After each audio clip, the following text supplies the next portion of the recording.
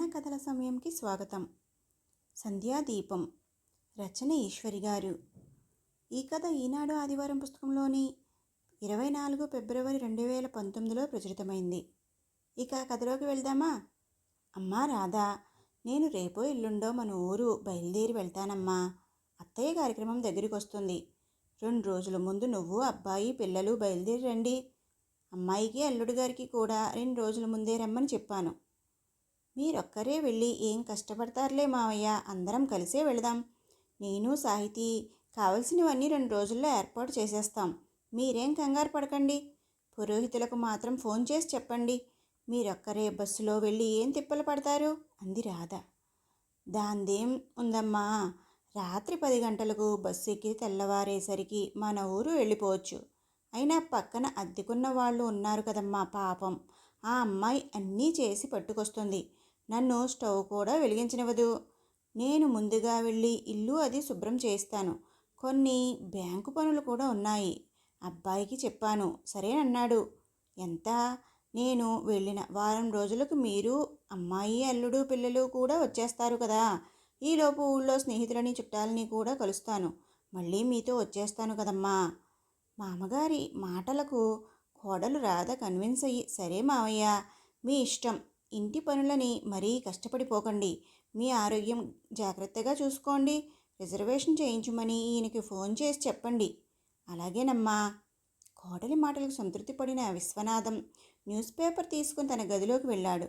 కుర్చీలో కూర్చోబోతున్న విశ్వనాథానికి ఎదురుగా అలమారలో ఉన్న ఫోటోలను శాంత తననే చూస్తున్నట్టు అనిపించింది. ఒక్క నిట్టూర్పు విడిచి కుర్చీలో కూర్చున్నాడు.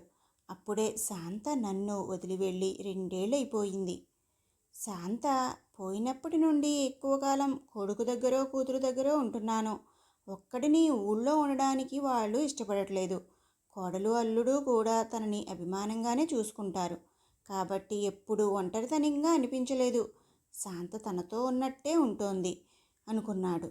మనసులో ఆలోచనల నుండి బయటకు వచ్చి పేపర్లో తలదూర్చాడు విశ్వనాథం ప్రభుత్వ అనుబంధ సంస్థలో ఉద్యోగం చేసి రిటైర్ అయ్యాడు. సర్వీసులో ఉండగానే ఇల్లు కట్టుకోవడం, పిల్లల చదువులు, పెళ్ళిళ్ళు వంటి బాధ్యతలన్నీ తీర్చేసుకున్నాడు. రిటైర్ అయ్యాక తన భార్యతో కలిసి తీర్థయాత్రలకు కూడా వెళ్ళి వచ్చాడు. ఇక ఇంటి పట్టునే ఉండి విశ్రాంతి తీసుకోవాలనుకున్నాడు. కానీ శాంత పడనిచ్చేది కాదు. మనవడి పుట్టినరోజనో, కూతురు పెళ్లిరోజు వస్తుందనో తరచుగా పిల్లల ఇంటికి ప్రయాణం కట్టించేది. పోనీ వెళ్ళి 2-3 రోజులు ఉండి రావడం కాదు, 1-2 నెలలు ఉండి వచ్చేవారు. ఈ సమయంలో మనవల కోసం పిండి వంటలు చేయడం, వారికి కథలు చెప్పి నిద్రపుచ్చడం, వారికి స్నానాలు చేయించి స్కూలుకు తయారు చేయడం వంటి పనులు శాంత చాలా ఇష్టంగా చేస్తూ ఉండేది. వారి పనుల్లో ఉండిపోయి విశ్వనాథం అవసరాలు కూడా గమనించినట్లుండేది. విశ్వనాథానికి భోజనం, కాఫీ, టిఫిన్లు వంటి అవసరాలకు కూతురునో కోడలనో చూసుకోమనేది. అది అస్సలు నచ్చేది కాదు ఆయనకి. తరచూ శాంత మీద అలుగుతుండేవాడు. అయినా అదేమీ పట్టించుకోకుండా కూరలు తేవడం, మనవలను స్కూల్కు తీసుకురావడం వంటి పనులు కొడుకు చేత మాన్పించి విశ్వనాథం చేత చేయిస్తూ ఉండేది. కొడుకు, ఎందుకమ్మా నాన్నకు శ్రమ అంటే, ఆయనకు మాత్రం ఇంట్లో కూర్చుంటే ఏం తోస్తుంది, బయటికి వెళ్ళొస్తే కాస్త కాలక్షేపం అవుతుంది అనేది. శని ఆదివారాలైతే మనవలను తీసుకుని పార్కుకి తప్పనిసరిగా వెళ్ళేవారు శాంత, విశ్వనాథాలు. కొన్నాళ్ళు ఉన్నాక తమ ఊరికి ప్రయాణమై వెళ్ళేవారు. అంతలోనే మళ్ళీ ఏదో విశేషం చెప్పి పిల్లల ఇంటికి బయలుదేరదీసేది. విశ్వనాథానికి కోపం వచ్చి తాను రానంటే, సరేలేండి, నేనొక్కదాన్నే వెళ్ళి వస్తాను, 10 రోజుల్లో వచ్చేస్తాను. మొన్న ఆ మనవడి పుట్టినరోజుకి వెళ్ళి ఇప్పుడు ఈ మనవరాలి పుట్టినరోజుకి వెళ్ళకపోతే బాగోదు అంటూ వంటింటి చిట్కాలతో సహా ఏ రోజు ఏమి వండుకోవాలో చెప్పే బస్సు ఎక్కేది. ఉద్యోగంలో ఉండగా ఏనాడు వంటింటి వైపు కూడా చూడని విశ్వనాథం ఇప్పుడు చేతులు కాల్చుకోవడం మొదలుపెట్టాడు. వద్దంటే కూతురు కొడుకు ఏమైనా అనుకుంటారేమోనని ఊరుకునేవాడు. నెమ్మదిగా తనకు కావలసినవి తయారు చేసుకోవడం బాగానే నేర్చుకున్నాడు. మళ్ళీ భార్య వస్తే వంటింటి వైపు వెళ్ళేవాడు కాదు. అలా సాగిపోతున్న వాళ్ళ జీవితంలో ఒకనాటి ఉదయం శాంత ఇంకా నిద్ర లేవకపోవడం చూసి లేపడానికి ప్రయత్నించిన విశ్వనాథానికి అది లేచే నిద్ర కాదని, శాశ్వత నిద్ర అని కొంత సమయానికి కానీ తెలియలేదు. అలా ఒంటరివాడైన విశ్వనాథాన్ని ఒక్కడిని ఉంచడం ఇష్టం లేక 2 గదులు ఉంచి మిగతా ఇంటిని శాంతి దొరపి బంధువులు కావాలంటే వారికి అద్దెకిచ్చి కొడుకు తన ఇంటికి తీసుకుని వెళ్ళాడు. బస్టాండులో తెల్లవారుజామున బస్సు దిగి ఆటో ఎక్కి తన ఇంటికి చేరుకున్నాడు విశ్వనాథం. అప్పటికే పక్క పోర్షన్లో అద్దెకుంటున్నావిడ వాకిట్లో ముగ్గు వేస్తోంది. శాంత ఎంత బాగా ముగ్గులేసేదో. పోనీలే, ఈవిడ కూడా ముగ్గులు వేస్తుంది, శాంత ఎక్కడ ఉన్నా ఆనందపడుతుంది అనుకుంటూ లోపలికి వెళ్ళబోతున్న విశ్వనాథానికి చూసి, వచ్చారా బాబాయ్ గారు, రండి, నిన్ననే పనమ్మాయి చేత ఇల్లు తుడిపించాను, మీరేమి చేసుకోకండి, అన్నీ నేను పంపిస్తాను, కాఫీ పట్టుకొస్తాను, ఈలోపు ఫ్రెష్ అవ్వండి అంది. ఎందుకమ్మా నీకు శ్రమ, నాకు అన్నీ వచ్చు, నేను చేసుకుంటాలేమ్మా, నీకు పిల్లలు స్కూళ్ళు హడావిడి కదమ్మా. అలా కాదు బాబాయ్ గారు, మీరు మాలో ఒకరే, మీ పనేమీ నాకు ఎక్కువ కాదు. మా పిల్లలు చంటి పిల్లలుగా ఉన్నప్పుడు పిన్నిగారు చేసిన సాయంతో పోలిస్తే నేను చేసేది ఎంతటది. మీరు అలా చేసుకుంటుంటే పిన్నిగారు ఊరుకోరు, నా కలలోకి వచ్చి మరీ తిడతారు అంది నవ్వుతూ. సరేనమ్మా, నీ ఇష్టం అన్నాడు. శాంత పేరు చెప్పేసరికి ఇంకేం అనలేక. తమ వీధిలో పెద్ద ముత్తైదువ శాంతే. ఎవరికి ఏం కావాలన్నా పెరటి గుమ్మంలో నుండి వెళ్ళిపోయి వాళ్ళకి పనులు చేసిపెట్టి వచ్చేది. తలుపు తాళం తీసి లోపలికి వెళ్ళేసరికి శాంత జ్ఞాపకాలు ఇంకా ఎక్కువయ్యాయి అతని ఆలోచనల్లో. అతనుండగానే తాతయ్య, వేడి నీళ్ళు మా అమ్మ నీకు ఇమ్మంది అంటూ పక్కింటి వాళ్ళ అబ్బాయి చెంబు మంచినీళ్లతో వచ్చాడు.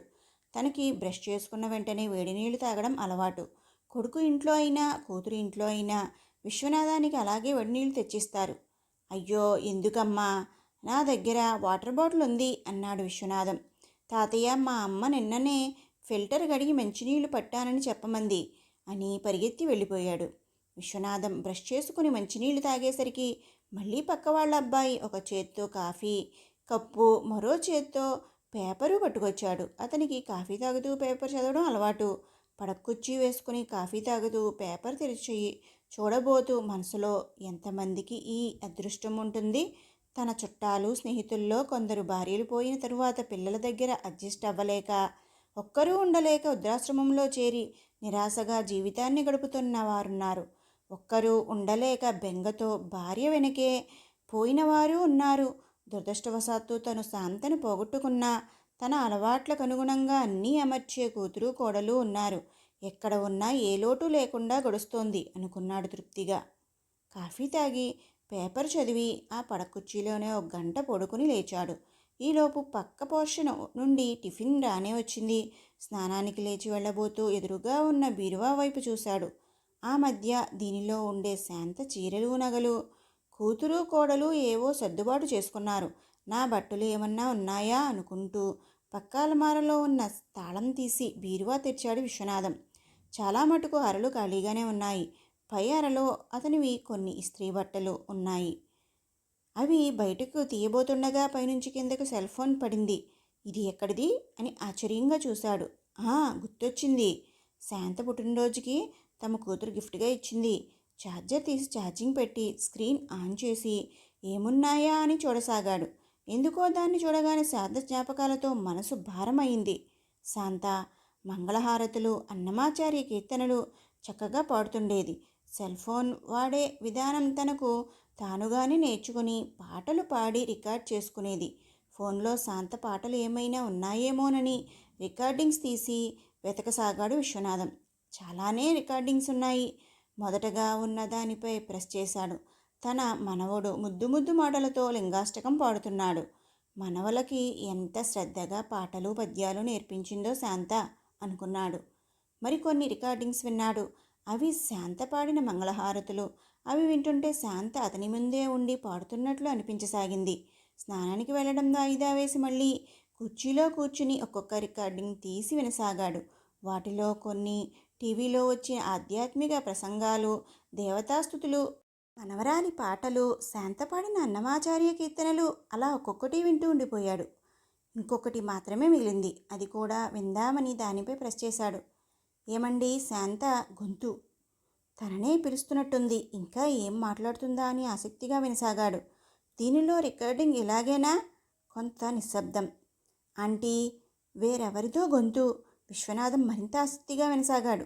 రామ్మ, లక్ష్మి రా, శాంత గొంతు అది. ఏం చేస్తున్నారా ఆంటీ? ఏం లేదమ్మా, మా అమ్మాయి నాకు సెల్ ఫోన్ పంపింది, మంగళహారతులు రికార్డ్ చేసి పంపమంది. ఎలా రికార్డ్ చేయాలో చూస్తున్నాను. మీ నాన్నగారు ఎలా ఉన్నారమ్మా? ఆత్రత నుండి నా గొంతుతో అడిగింది శాంత. ఈ మాటలు ఫోన్లో నుండి వస్తుంటే విశ్వనాథం అయ్యో ఈ మాటలు రికార్డ్ అవుతున్నాయని శాంతకి తెలిసినట్లు లేదు అనుకుంటూ ఉత్సుకతతో నిటారుగా కూర్చుని మరీ వినసాగాడు. ఫోన్లో ఆ అమ్మాయి అంటుంది, ఏం చెప్పను ఆంటీ ఆయన్ని అని. ఏం లాభం? పోయిన మా అమ్మని అనాలి. వాళ్ళిద్దరూ నన్నాళ్ళు ఇల్లు దాటి ఎవరింటికి వచ్చేవారు కాదు.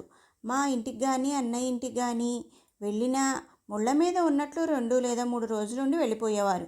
అక్కడ కూడా మా నాన్నకి మంచినీళ్ళ దగ్గర నుండి అన్నీ మా అమ్మే అందించేది. ఆయనకి స్టవ్ వెలిగించడం కూడా రాదు. ఇప్పుడు ఆవిడ పోయాక ఆయన మా ఇళ్లలో ఎక్కడా అడ్జస్ట్ అవ్వలేకపోతున్నారు.